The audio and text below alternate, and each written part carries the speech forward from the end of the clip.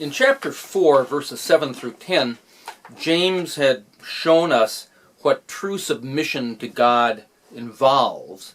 But now, beginning in verse 11 through chapter 5, verse 6, James is going to be talking again about the other side of the coin, what we should not do, and the signs that a person has not submitted to God.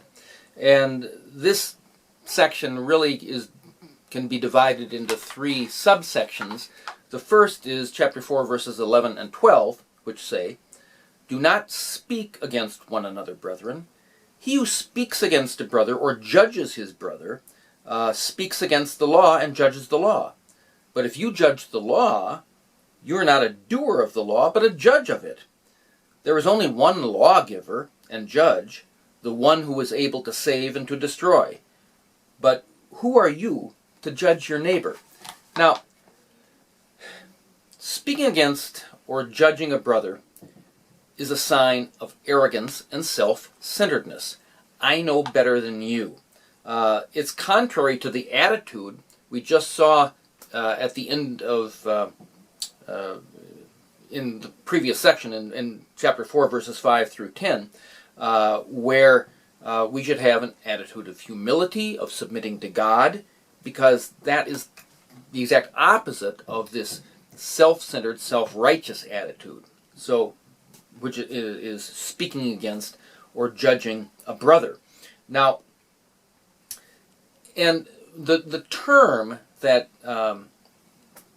James uses for speaking against a brother it involves any form of speaking against a person.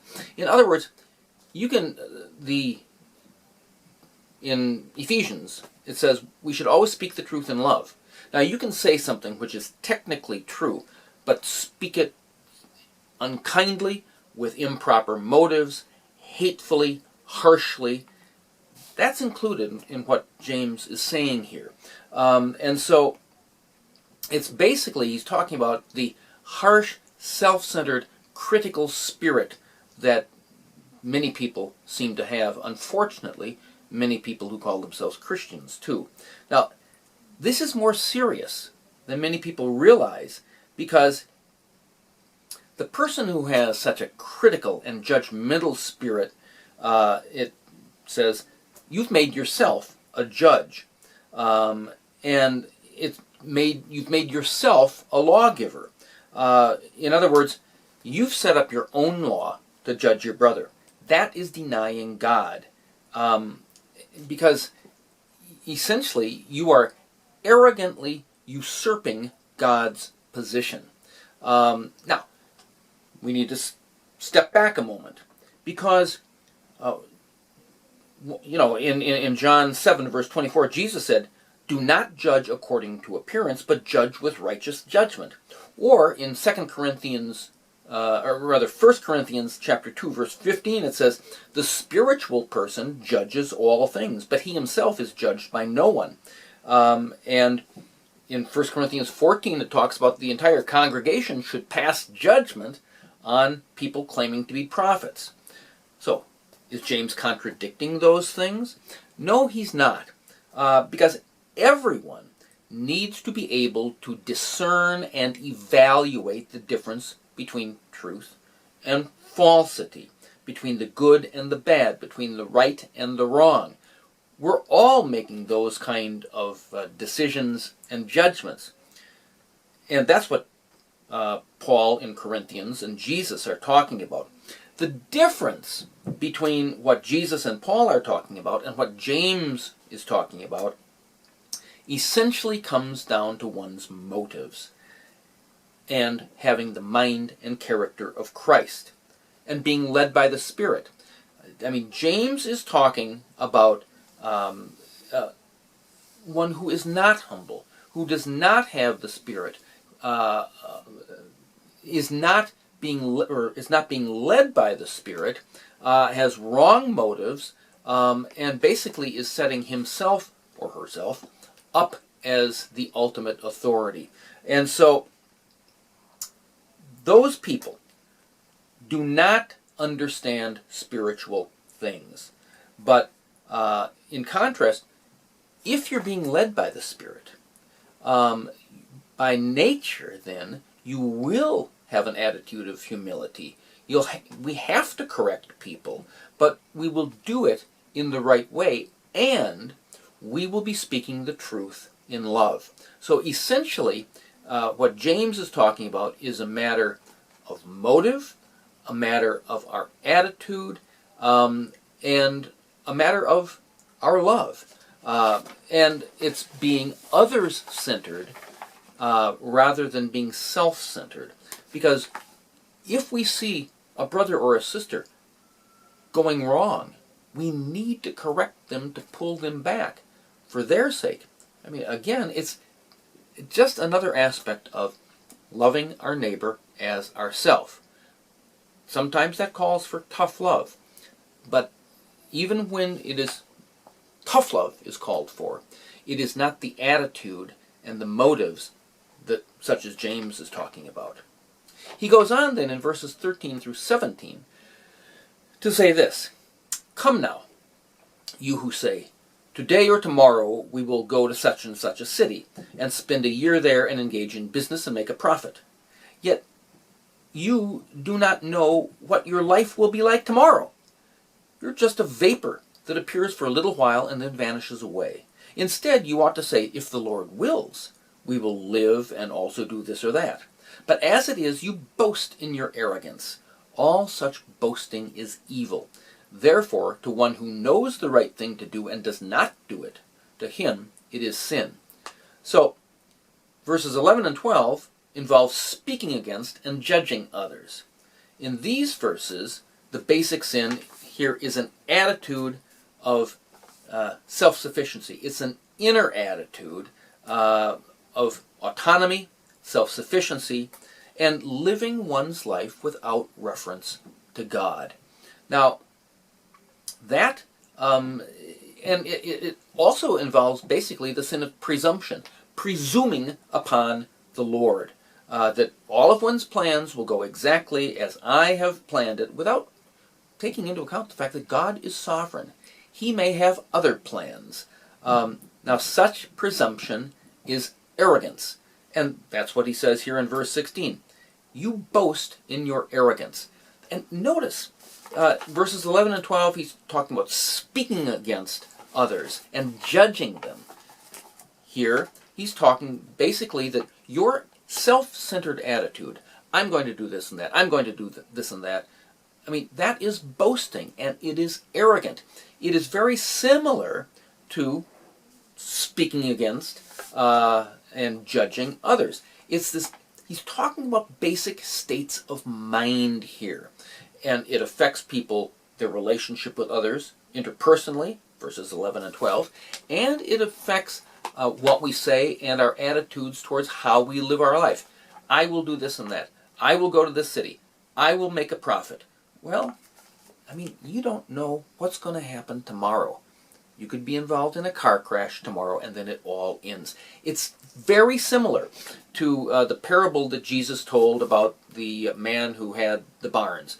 And he had all of this stuff. And he said, oh, I've stored up all of this. I need to build bigger barns, and then I will eat, drink, and be merry.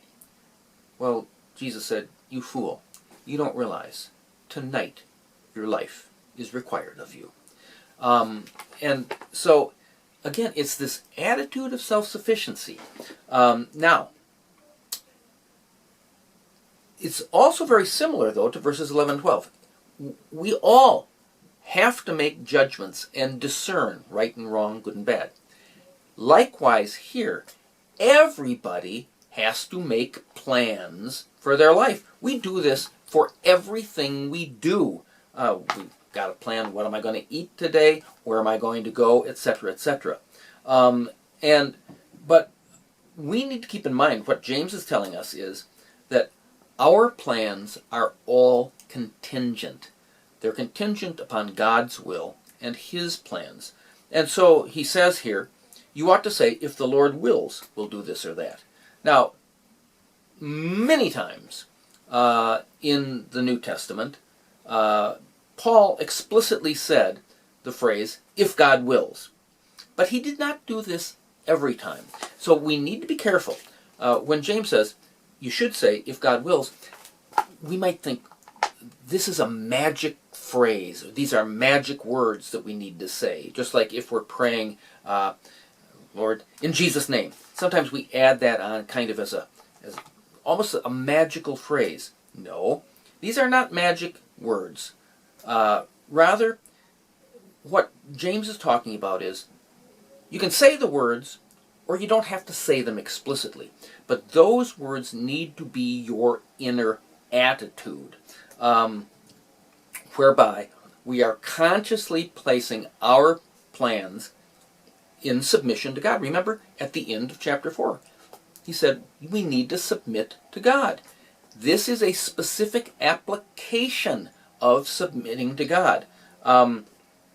So that if we submit our plans to God, and we know, listen, this is contention. God, you know best. You know the end from the beginning. If we have that attitude, then if our plans, what we wanted to happen, do not come to pass, we can have an inner peace, knowing that, all right, I wanted to do this. I know that God is sovereign. He had other plans. He caused the business to fail, or whatever it was. You can have peace, whether our plans succeed or fail. Again, it is a sign of submission to God that affects us. It affects our attitude. It affects how we respond, particularly when things go wrong. But it also affects how we respond when things go right. The example here was, I'm going to go engage, spend a year, engage in business and make a profit. Now, maybe that doesn't work out. If you've submitted your plans to God in advance and along the way, it's not going to kill you. You'll know, okay, I'm in the hands of God. But suppose you succeed. You make the profit. You get a lot of money. In chapter 5, verses 1 through 6, James goes on to talk about this.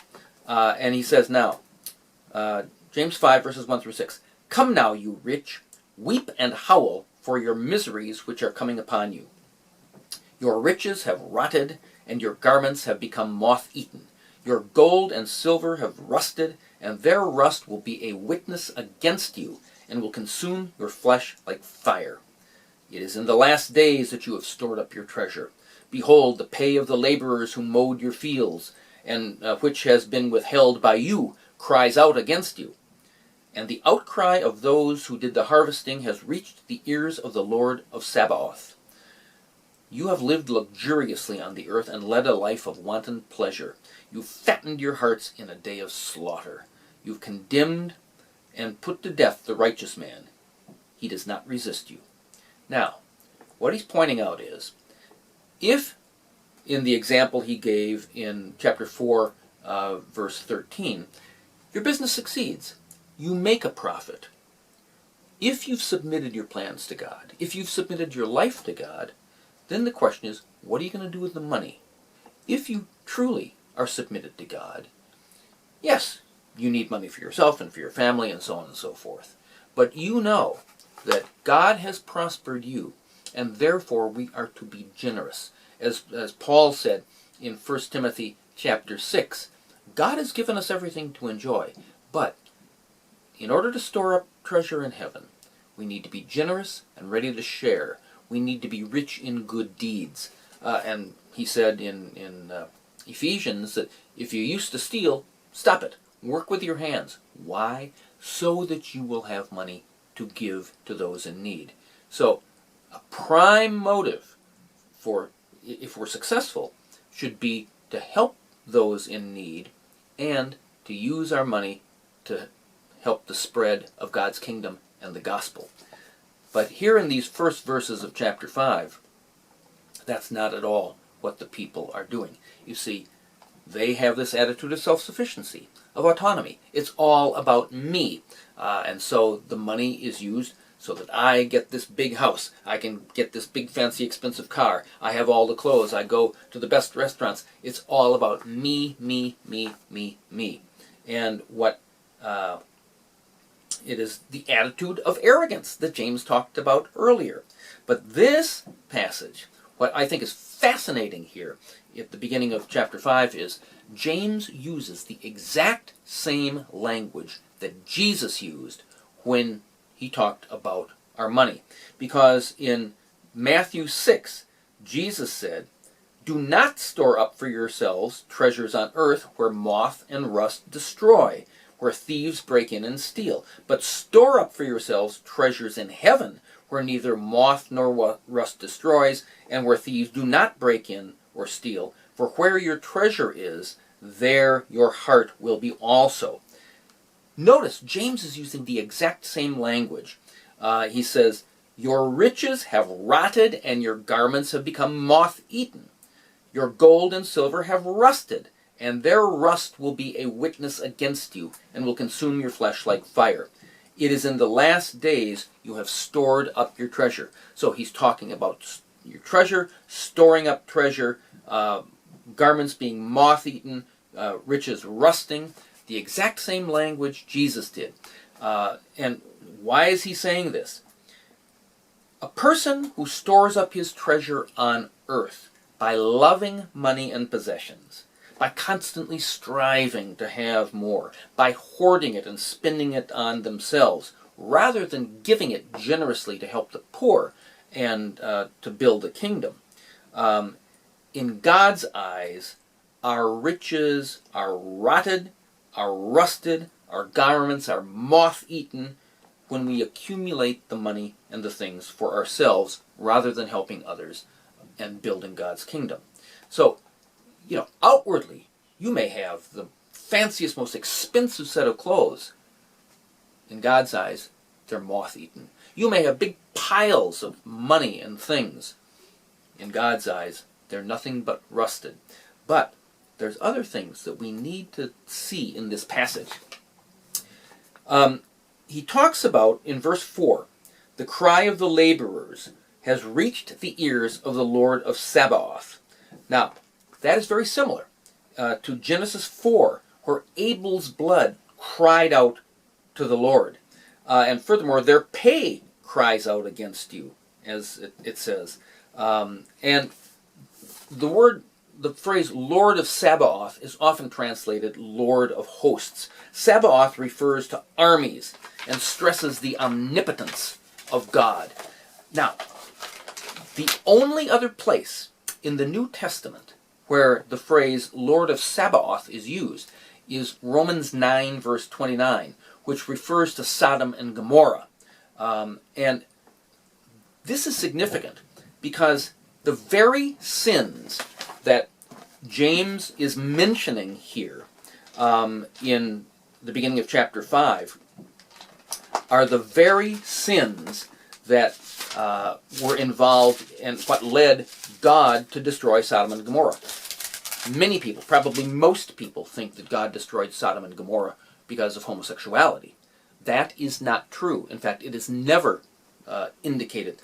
God specifically tells us why he destroyed Sodom and Gomorrah in Ezekiel chapter 16, verses 49 and 50, where he says this, "Behold, this was the guilt of your sister Sodom. She and her daughters had arrogance," same words used by James, "abundant food and careless ease, but she did not help the poor and the needy. Thus they were haughty and committed abominations before me. Therefore I removed them when I saw it." The thing that God is mentioning there is that they had all kinds of money and ease, but they used it only for themselves. They didn't help the poor and the needy. That is exactly what James is talking about here.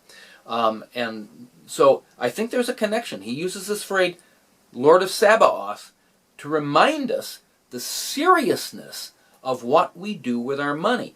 Because probably what we do with our money is one of the clearest indications of who our real Lord is. If we're using it to help the poor and the needy and build the kingdom, that shows that we're loving God with all our heart, soul, mind, and strength, and money is strength, and loving our neighbor as ourselves. But if we're just using it to aggrandize ourselves, that shows that we are our own Lord. That my ease, my money, that is what I truly worship. And again, that we talked earlier about the so-called prosperity gospel and prosperity teachers. These people are using their money for themselves. That shows that they are idolaters. I mean, as I said in an earlier lecture, Colossians 3 and Ephesians 5 both say that greed and covetousness are idolatry and it's bringing the wrath of God. Now, in James 5 verse 3 it says, "It is in the last days that you've stored up your treasure." Many people think that the last days refers to some time way in the future, just before Jesus comes again. That's not true. The Bible makes explicitly clear the last days are now. And we know that because in Acts chapter 2, on the day of Pentecost, the disciples were filled with the Holy Spirit. They were speaking in other languages. Now, the people in Jerusalem said, they're drunk. And James got up and said, "No, we're not drunk. It's only 9 o'clock in the morning." His argument is, it's too early to be drunk. But then he said, "Let me tell you what's going on here." And he said, "What you are seeing is a fulfillment of the prophecy of the prophet Joel." And then he quoted from Joel chapter 2, where it says, "In the last days, God says, I will pour forth my spirit on all mankind." And so we know that the last days began at least as of the day of Pentecost. In 1 John chapter 2, verse 18, 2 times John says, it's the last hour. Now, John wrote that almost 2,000 years ago. So we've been in the last days, indeed the last hour, for the last 2,000 years. Now, the third thing we need to note here. So we looked at the significance of the phrase Lord of Sabaoth. And that implicates, that goes back, it's a veiled reference to Sodom and Gomorrah. It says what we should be doing with our money. That God's judgment is very strongly against those whom he blesses with money, but then just use it on themselves. We've seen the significance of the last days. We're in that time now. But then we need to understand something. In the context here of chapter 5, most people think that if you're blessed with money, that's a sign of God's favor. Now, in one sense, of course, it is. But here, in the context, because in 1 Timothy it says God, provides, supplies us with all good things to enjoy.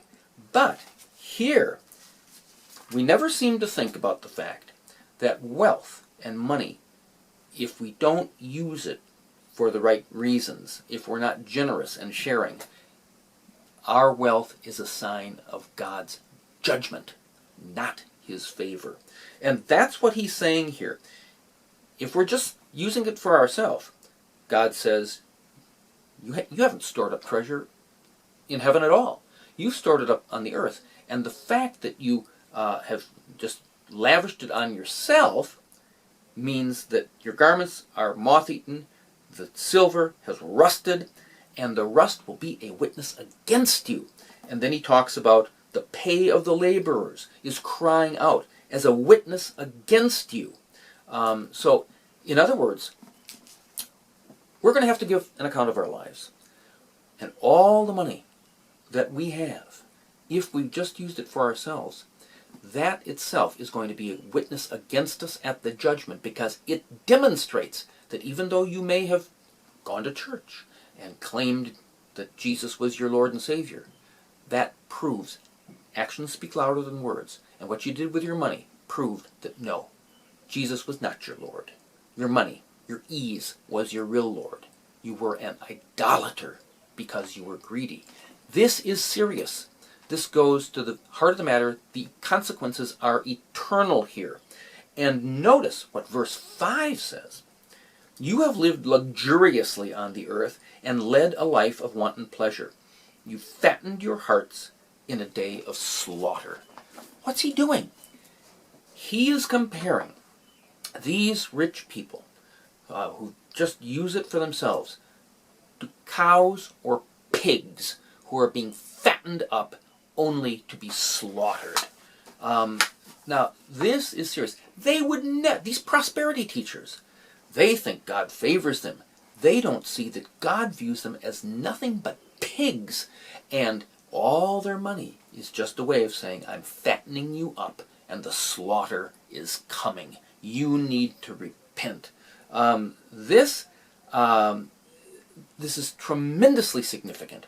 And if you're a leader in the church, your people need to know this. Yes, money is a blessing, but it brings with it great responsibility. And, if God has blessed you with the money, He expects us. He calls us to be generous because, He tells us to store up treasure in heaven. How do we do that? We do it by using the money we have to help the poor and the needy and to build the kingdom, to spread the gospel. Every dollar, every shilling, every franc that you give to help the poor and the needy or to build a kingdom because you love Jesus, you're not losing it. You're in fact storing it up in heaven. In other words, every money, dollar, franc, shilling that you give to help the poor and the needy or to build a kingdom because you love Jesus is actually being deposited in this heavenly bank account that is going to pay you back interest for the next 10,000 million, billion, trillion, zillion years. You're a fool if you're just hoarding it and spending it on yourself, okay? Yes, we need to take care of ourselves. We need to take care of our families. Money is a great blessing. We all need it. We all want it. We all wish we had more than we have, and great good can be done with it. But remember, James is saying again and again, it can be a sign of God's judgment. And if you are not using it rightly and well, all that money will be a witness against you at the judgment. So what he's saying is ultimately money is spiritual. What we do with our money, perhaps better than anything else, reveals who our true Lord is. And that's why Jesus said more than once, you cannot serve God and money. It's one or the other. And the thing about money is, it so easily turns our head. None of us thinks we're greedy. We all point to somebody else. James is getting to the heart of the matter and using very pointed language. So, as I conclude here, notice the kind of language that James has been using in chapter 4, beginning at verse 1, all the way here through chapter 5, verse 6. He's using very strong language, talking about you murderers, you adulteresses, you're pigs that are being fattened up for the slaughter. He's warning us because he knows we tend to overlook these things and not take them as seriously as God takes them. Everything in life is spiritual. How we live, how we treat people, our inner attitudes towards going someplace, what we do with our money, they all reveal our true spiritual state. And therefore, evaluate yourself. And if you're a leader, know your people so that they can get on the right path and stay there. Now, James will end the book beginning in verse 5 with a number of concluding exhortations. So we will turn to these in the next